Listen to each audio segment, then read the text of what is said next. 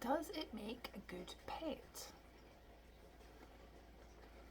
A question we're often asked is, does it make a good pet? What is a good pet?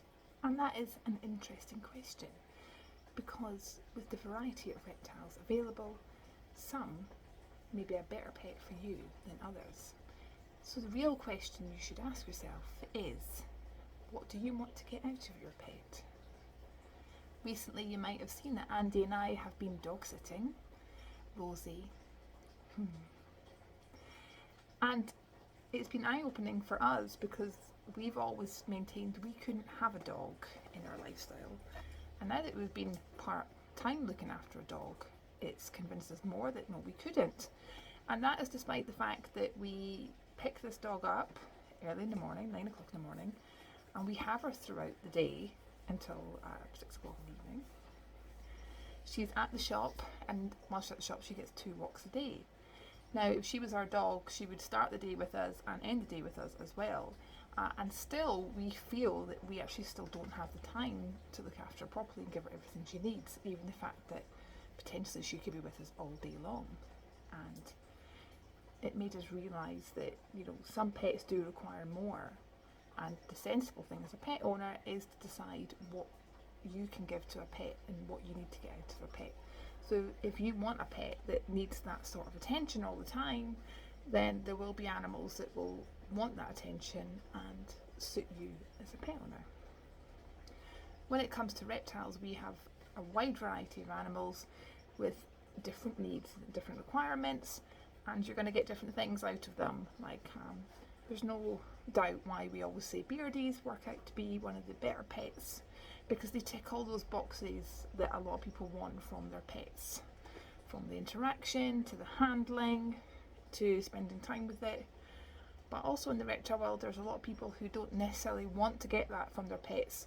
They enjoy the animal experience, the keeping experience, the maintaining the environments, keeping more unusual species, and they don't have to have that experience of holding, touching, kissing, you know, giving it a sweet name and loving it in that way. So there's a whole different variety of animal keeping experiences here, which is why the question has to be, does it make a good pet, and what do you want to get out of your pet keeping experience?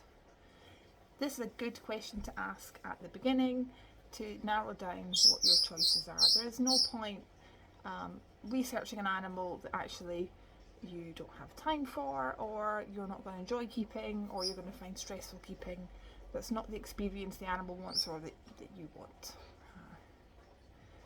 The best thing about the reptiles we find is there's such variety of different types of animals that we can always point you in the right direction. So if we've got families or people who are really into snakes or inverts or want to do a bio setup, we can point you in the right direction of what animal is going to suit that.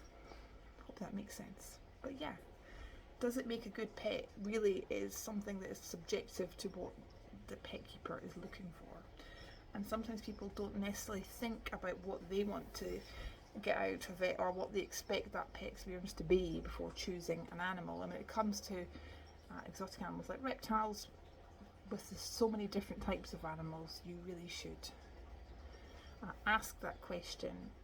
So even if you don't know what reptile or pet full stop that you would like, asking yourself that question will help you narrow it down. And certainly if you come here, it will help us go, hey, well, you need to look at this. If you come in as a beginner, we generally have a good idea of what few animals we're going to show you. And if we are saying to you about an animal, you know, we don't think that's a good idea, please take it seriously. It's because we want you to have a good experience. We're not just trying to be mean.